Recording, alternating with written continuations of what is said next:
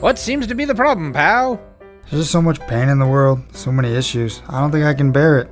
Well, friendo, it sounds like you could use a dose of pop culture roulette. Pop culture roulette? What's that? Some sort of pop culture themed podcast or something? That's right, sonny boy. When hope seems far, dive into some PCR. But I already get my entertainment news from Variety. Huh, that's pretty good. If you're a chucklehead, PCR gives you news you need, condensed, unfiltered, and raw, from three nerds who know a little something about something.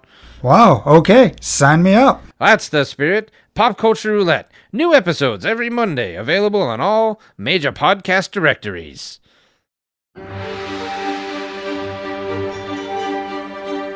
Hey everybody, and welcome to this Moving Panels One Shot. Today we're going to start a little series that I'm going to get into. We're going to talk about Mandrake the Magician. And then I am going to watch the 1939 12-part serial and kind of break it down one shot by one shot. I'm not going to do chapter by chapter. I'll group them together. But I thought this was a better way to tackle this rather than do it as a full episode. So that way we can kind of more do a deep dive into this classic movie serial who many believe is the first ever superhero. So let's get into it a little bit. For those of you my age, you may actually be familiar with Mandrake the Magician. In a 1986 cartoon called Defenders of the Earth, he teamed up with classic comic strip characters, the Phantom, Flash Gordon, and his own sidekick, Lothar. It wasn't a huge hit, but I do remember it. Check it out. Look up the opening theme off of YouTube, and it might bring back some memories like it did for me. But this movie serial aired in 1939. It was released by Columbia Pictures, and Warren Hull would play the main character of Mandrake the Magician. Warren Hull would actually go on to do a lot of other comic characters. He would play the Spider, who was very famous from pulp novels, as well as the Green Hornet. So he would go on to do a lot of that, but in this one he played Mandrake the Magician. Now, I am going into this blind. I have never seen any of these, so I'm recording this. The only thing I know is the research I've done about the actual character, which is what we're going to get into today, so you can be introduced to, again, who many people believe was the first ever superhero, Mandrake the Magician. Now, before we get into the character, though, I want to actually talk about the fact that a lot of people believe he is based on a real-life magician, a fellow by the name of Leon Giglio, who began performing in 1922 at the very young age of 11. He was known for the look. Once you see Mandrake, the top hat, the cape, the little pencil line mustache. And again, many people believe he was the inspiration that Lee Falk would use to create Mandrake the Magician. Now, Lee Falk not only created this character, but also created who other people will argue is the first ever superhero, and that's the Phantom, but that's for another episode. Falk both wrote it and did the art right off the bat, but he very quickly turned the artwork over to Phil Davis. Now, the comic actually, or the comic strip, I should say, this was not a comic book, it was a comic strip, debuted on June 11th, 1934, and it was a syndicated comic strip. So that means it appeared in whatever newspaper was willing to cover it. But going back to Leon Giglio, who Lee Falk, a lot of people again think Lee Falk based the character on, he actually was cool with it. And he went by the stage name Mandrake and later actually legally changed his name to Leon Mandrake. So, hey, it worked for him. But he was good with it. He actually helped Davis and Falk promote the comic, and it helped with his recognition and his namesake.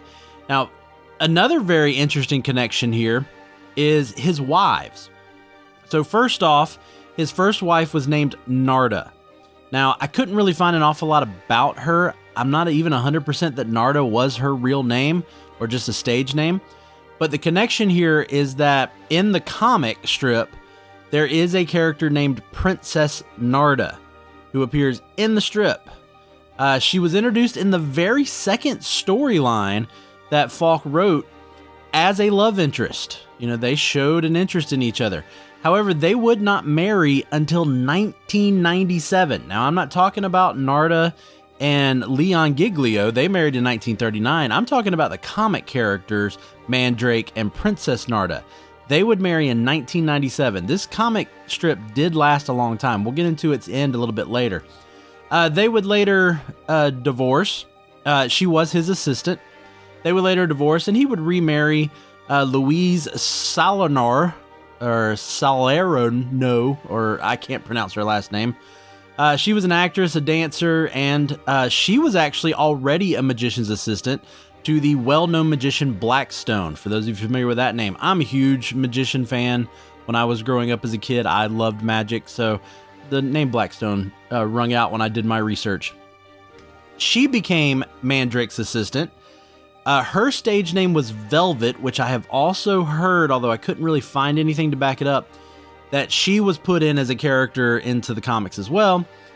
But what's interesting about their relationship is she became his assistant. 2 weeks later, they were married. So there you go, Leon.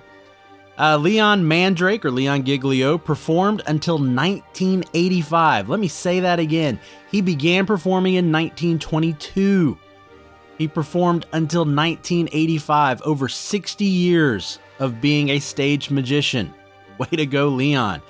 And he would pass away in 1993, so he lived a very long, and it sounds like a great life. So the comic book, or again, I keep saying that, the comic strip was syndicated. It jumped around.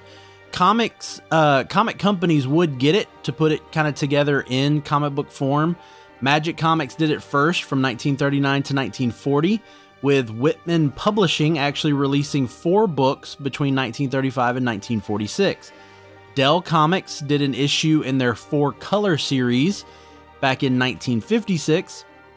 King Comics would take the character and the strips and put them together from 1966 to 1967. Again, this entire time it is still appearing in the newspapers, all right, as the Sunday comics or just the daily comics. King Comics did 10 issues along that run of 66 to 67, which again, were mostly just taking the comic strips and piecing them together to make them one story all together.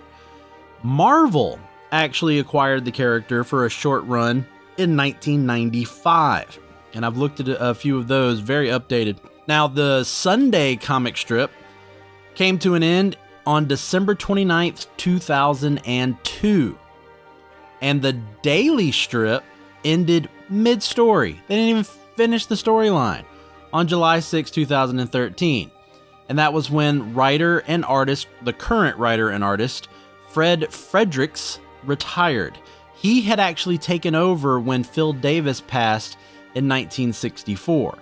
Now, I want to make it clear, Lee Falk, who created the character back in 1939, stayed a part of the creation of the comic until his death in 1999.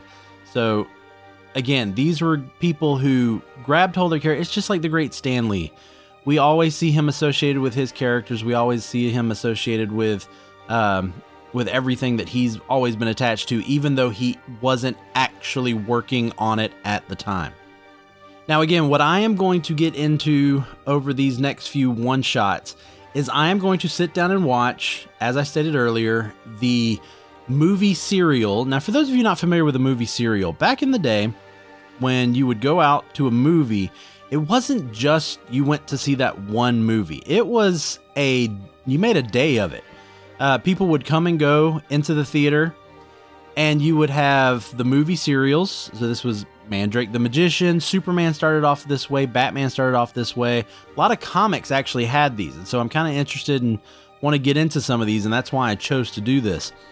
You would have a cartoon, you would have a newsreel, because remember, this was long before the days of television, and if you didn't hear it on the radio, this was really the only way to visually see what was happening. And you're talking 1939, so this is right before we started into World War II, and so those newsreels became a very important thing.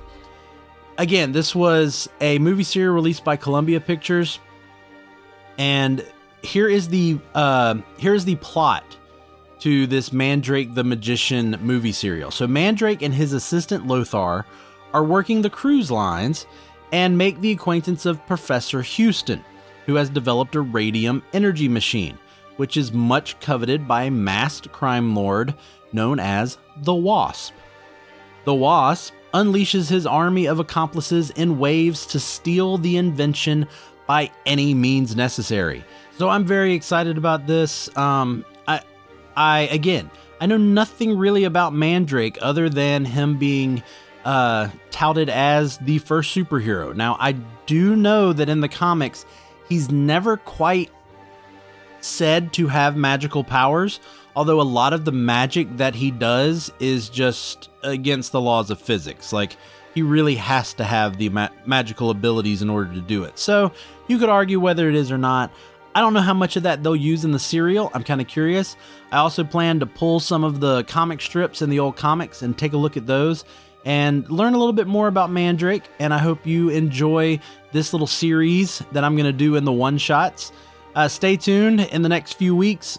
Next week, I've got Tim Williams from the 80s Flick Flashback Podcast coming in. We're going to talk about the polarizing movie that is X-Men The Last Stand. So please check that out. Rate and review the show, folks. Keep us in the loop, and we'll keep you in the loop. Follow us on social media at Moving Panels. But for today, I'm Laramy Wells, and I'll see you on the other side of the page.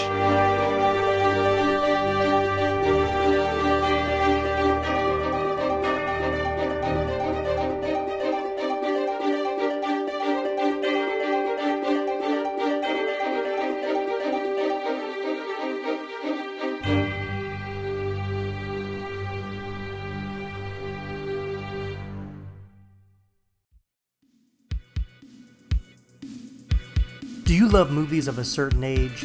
Do you miss the days of VHS tapes and VCRs and video rental stores? Is the thought of another 80s movie being remade seem inconceivable? If you want to go back to school, back to the future, or even back to the beach, then the 80s Flick Flashback Podcast is for you. I'm Tim Williams, the creator and host, and on each episode, I'm joined by a guest co-host as we revisit a different 80s flick to discuss our first-time watch memories, iconic scenes, and even learn some behind-the-scenes stories along the way. New episodes drop every other Friday on your favorite podcasting platform. So make like a tree, get out of here, and go listen to an episode of the 80s Flick Flashback Podcast. What's up, dudes? I'm Jerry D of Totally Rad Christmas, the podcast that talks all things Christmas in the 80s. Toys, movies, specials, music, books, fashion, and fads. If it was gnarly during Christmas in the 80s, he's got it covered.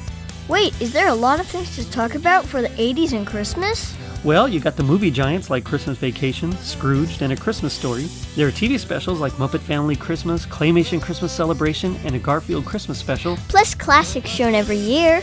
You also jam out to Last Christmas, Do They Know It's Christmas, and Christmas in Hollis. But most of all, it was a time for the most bodacious, best-selling Christmas toys ever, like He-Man, G.I. Joe, Transformers, and Cabbage Patch Kids. Yes, them too. We cover them all, plus much more, including standard segments like Hap Hap Happiest Memory, Gag Me with the Spoon, The Other Half of the Battle, and Chant with the Littles. So tune in to Totally Rad Christmas everywhere you get your podcasts. Turn the clock back and dive into those warm and fuzzy memories. Later, dudes.